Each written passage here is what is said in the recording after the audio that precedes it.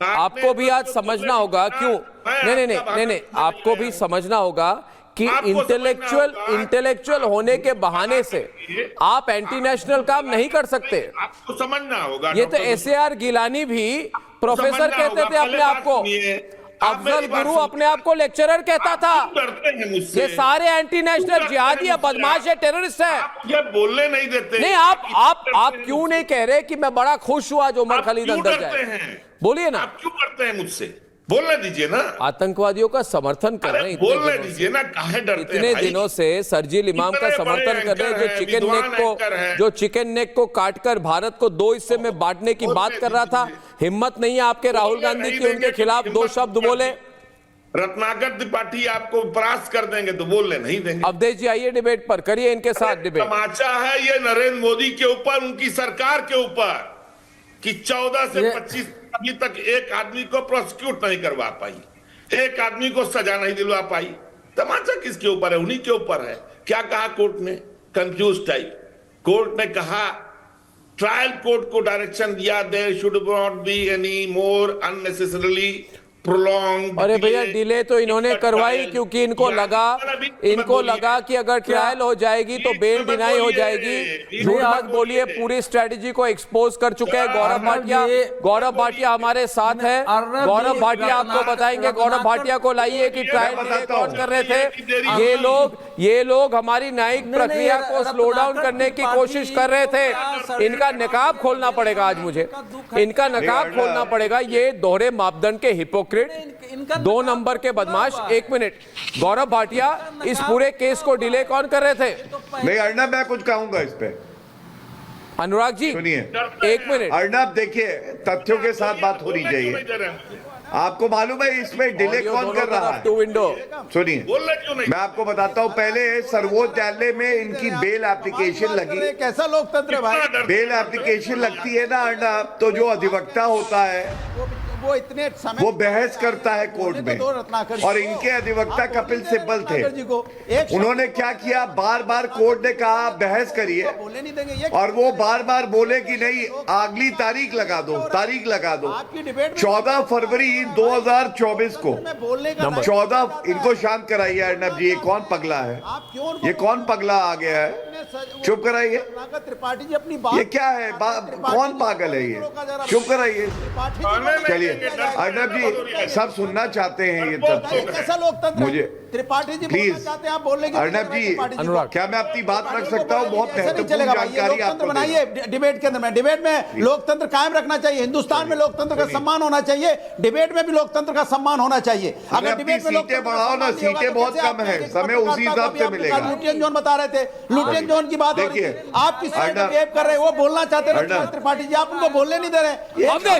बोल पाए। और न्यायालय ने जो फैसला दिया है, जमानत रद्द किया है, जो टिप्पणियां की है, उस पर एक शब्द नहीं बोला है आपने। लोकतंत्र जिंदा और दूसरे वो कह रहे हैं कि लोकतांत्रिक व्यवस्था कायम रखिए। लोकतंत्र का हनन नहीं होना चाहिए, चाहे पार्लियामेंट के अंदर हो, चाहे डिबेट। नहीं, लोकतंत्र होना चाहिए, लेकिन जो डिबेट है इस समय हम सरजील इमाम और डिबेट में अगर आप बोलने से रोकेंगे, उमर खालिद की जमानत को सुप्रीम कोर्ट ने दूसरी बार रद्द किया है। रद्द करते हुए जो टिप्पणी की है उस पर बात कर रहे हैं। फिर से तो लोकतंत्र ये भी है कि उस पर बोलिए ना कि आपको कांग्रेस पार्टी को राइट हैंड साइड पे रखिए, सिर्फ गौरव भाटिया दूसरी साइड पे होंगे।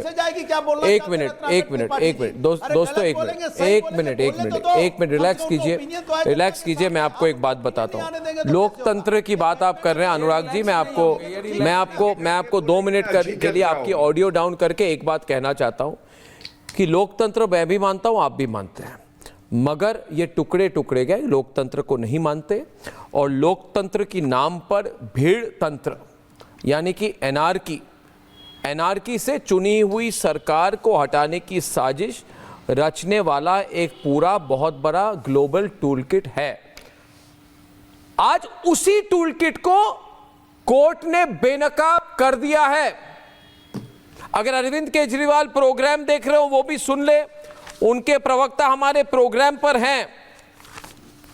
एक समय निवान जी, अरविंद केजरीवाल भी चाहते थे किसी तरह से भीड़ तंत्र यानी कि एनआरकी को करके मैं प्रधानमंत्री बन जाऊंगा, मगर देखिए निवान जी, श्रीलंका में जो हुआ, नेपाल में जो हुआ, बांग्लादेश में जो हुआ, वेनेजुएला में जो हुआ, टूल किट को लग रहा है भारत में भी वही होगा, मगर आज के जजमेंट के बाद कभी नहीं हो सकता।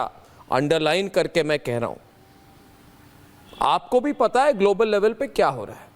अमेरिका, निवान जी और गौरव भाटिया आपके साथ डिबेट करेंगे, अमेरिका ऐसे लोगों को चुन रहा है जो उनको ये कहते हैं जेन जी डिसरप्शन करवा सके, यानी कि पैसे लेकर कुछ भी कर दे, सोशल मीडिया पे पोस्ट डाल दे, भड़का दे, माइनॉरिटीज़ को यूज़ करे, जेन जी को यूज़ करे, थोड़ी सी हिंसा करा दे और हिंसा कराने के बाद कि हमने क्या किया जी, हमने तो कुछ नहीं किया। यही सोच थी उमर खालिद की और सरजील इमाम की। उनको लगा था वो इंटेलेक्चुअल सपोर्ट दे के भाग जाएंगे, इसीलिए अगर आप नोटिस करेंगे दोनों की स्टाइल वही थी, दोनों भाग गए थे। जब पुलिस इनको ढूंढ रही थी दोनों भाग रहे थे। आज के बाद ये तरीका बदलना होगा। अगर आपको पावर में आना है तो आपको इलेक्शन जीतना होगा। सरजील और उमर आपको प्रधानमंत्री, मुख्यमंत्री कुछ भी नहीं बना सकते। एम आई राइट निवान जी? देखिए अर्नब जी, बहुत बहुत नमस्कार। पहले तो मैं आपको करेक्ट कर दूं कि अरविंद केजरीवाल जी ने हमेशा जनता को रियलिटी बताई है। ये सब जो आप बातें कर रहे हैं ये तो हमने पता नहीं कब सुनी भी नहीं, आपने कहाँ सुनी। एक चीज। दूसरी बात ये कि आपने एक सवाल पूछा था गौरव भाटिया जी से कि इम्पैक्ट क्या होगा इसका, जो आज जो निर्णय है तो उसका इम्पैक्ट क्या होगा। वो नहीं जवाब दे पाए, वो भाषण देने लग गए। मैं आपको बता दूंगा इम्पैक्ट क्या होगा। अगर आपको इम्पैक्ट दिखाना है तो आपको कन्विक्शन तक ले जाना पड़ेगा। आपको ये बताना पड़ेगा कि हमारे देश में अगर देश के खिलाफ कोई बात करता है तो उसको ये सजा मिलती है। आज क्या हो रहा है, 5-5, 6-6 साल तक जो है वो सुनवाई, ट्रायल शुरू नहीं होता। और आप कह रहे हैं इतने ताकतवर हैं ये लोग जो देश के खिलाफ बात करते हैं, वो इतने ताकतवर हैं कि वो आगे कोर्ट के प्रोसीडिंग्स को चलने नहीं दे रहे। इतना कमजोर मत समझिए आप हमारे देश के जुडिशरी को। इतना कमजोर मत समझिए कि आपकी कोई 5 साल तक, 6 साल तक लटकाता रहेगा। 10 साल, कितने साल लटकाएंगे और बताइए आप ये गौरव भाटिया से पूछ लो कि कितने साल और लटकाया जाएगा इस केस को। 25 साल। कन्विक्शन कब होगा? गिल्ट कब तय होगा? तब जो हमारे देश के खिलाफ बोल रहा है या जिसने इतनी बड़ी लंबी चौड़ी बातें बताई उन्होंने जो हमारे देश के खिलाफ करी है, कब आएगा उसके अंदर निर्णय, ताकि इंपैक्ट हो। जिस इंपैक्ट की बात कर रहे थे आप, चलिए मैं उत्तर दे दूं।